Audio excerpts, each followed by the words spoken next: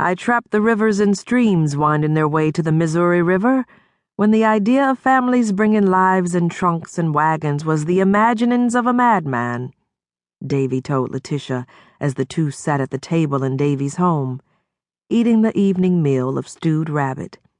Corn pone and sorghum molasses sweetened the finish. These were meals Letitia had cooked in Kentucky, too, and she had found a ready eater in Davy, her work done in exchange for her cows grazing and a mat on the floor in his larder to sleep on.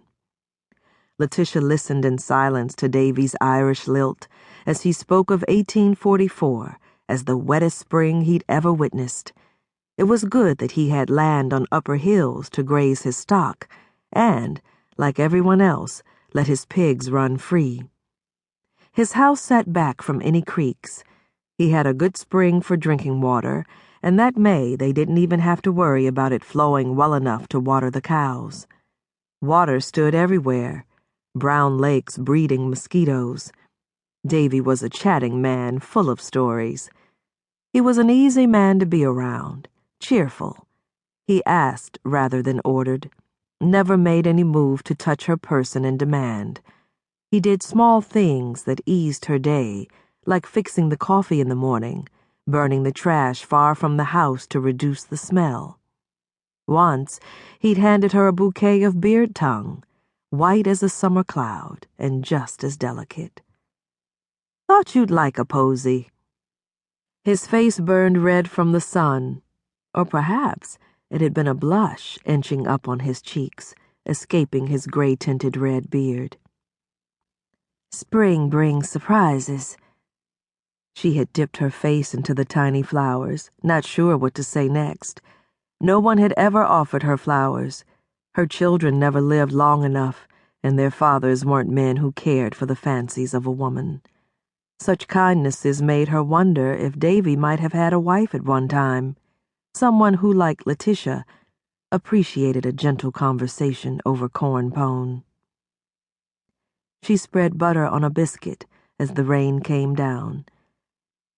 "I hear crossings be delayed out of St. Joe." "A few made it before the Missouri flooded." Rain cascaded off the shake roof and formed a curtain to filter the lush dogwoods beyond. "Spec the Kendricks and Bowmans and Gilliams and Fords are all on their way by now." "And Robin and Polly and their 3. "Who?" "The Ford slaves and their 3 children Ford didn't sell before he leave." She couldn't keep the bitterness out of her voice. "Man has property he needs to manage." Davy spoke into his plate.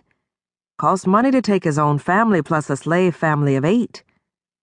He might have thought of that before he decided to leave. Leave all of them here, give them their freedom. Instead, he sell 3 Ford children away from their mother." "How do you even know of this?" Letitia shrugged. Davy had little knowledge of the chatter line across counties among colored people.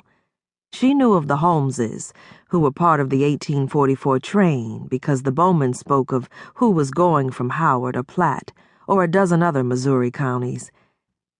"Well, they're off, and I guess we'll know when a letter or 2 arrives extolling the glory of the trip, unless someone turns back.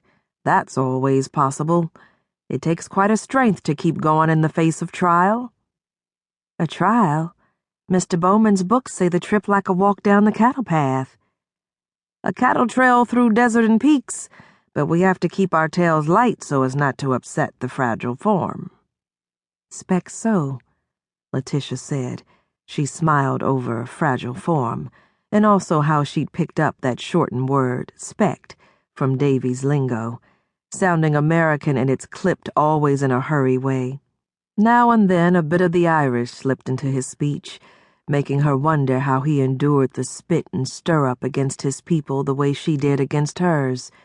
Did he do what he could to not bring attention to his Irish? He could hide his roots much easier than she could her beginnings from faraway Africa. "Guess who I ran into today?" Davy took a drink of buttermilk.